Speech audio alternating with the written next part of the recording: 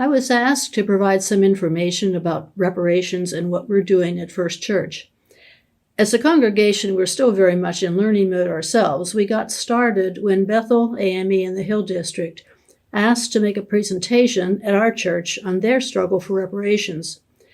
Stefan Fremgen, our Leadership Council chairperson, organized the opportunity, and several of us from First Church attended the presentation.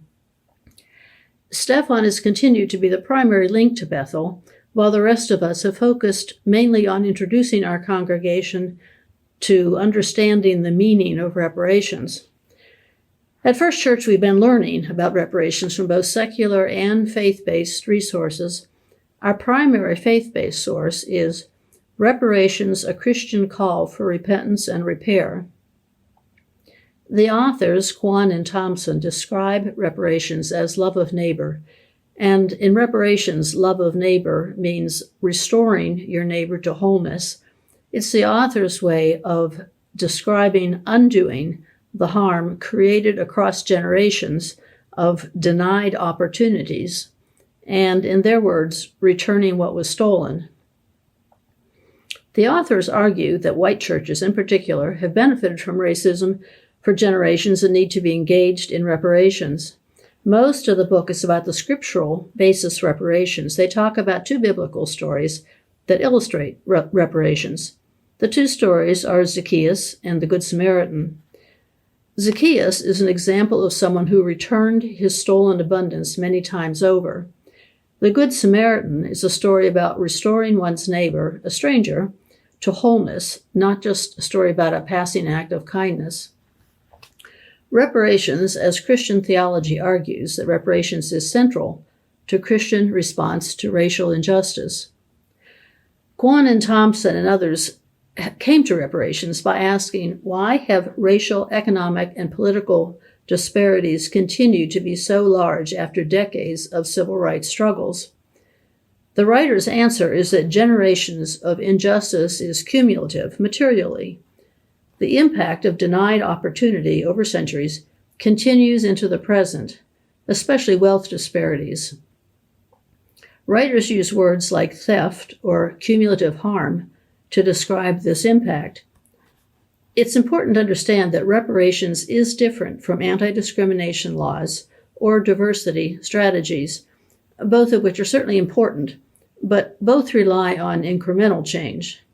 And a white power structure will accommodate to incremental change without giving up much. Reparations does address that reality. It is about giving back what has been taken or denied. Reparations calls for intentional redistribution of resources or benefits to Black people or Black communities.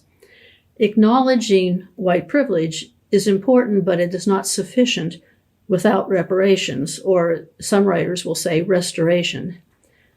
Bethel AME's history is an example of theft of Black wealth. Bethel AME was founded in 1808, later constructed a church that could accommodate 1,900 of their 3,000 members. As of July 1956, Bethel AME owned the church, a parish house, and 13 other houses in the Lower and Middle Hill District. It was a center of hope and activism from its very beginning, providing education for Black children who were denied access in public education, and a whole range of other supports as well to the community. And it was also, from the very beginning, a hub of civil rights activity. In the 1950s, for those of us old enough to remember this, Pittsburgh's urban renewal process bulldozed away 95 acres of the Hill District, a strong Black community, 1,300 buildings, 413 businesses, several churches, and 8,000 people were forced out of their community in order for the city to build an entertainment complex.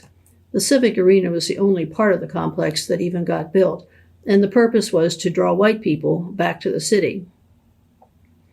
Now, Bethel members are seeking reparations for the taking of their land. They seek the land, development rights, and funding to once again become a spiritual, social, and educational center in the Hill District.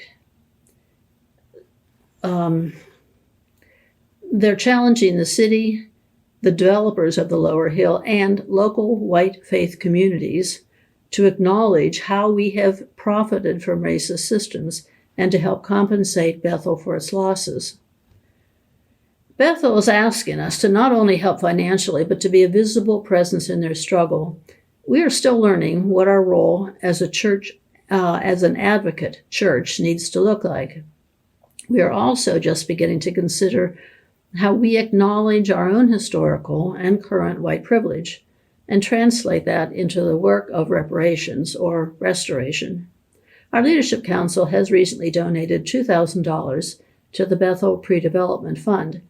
Pastor Tracy has preached about reparations, and we are educating one another through worship, book discussions, bulletin boards, articles, and conversation.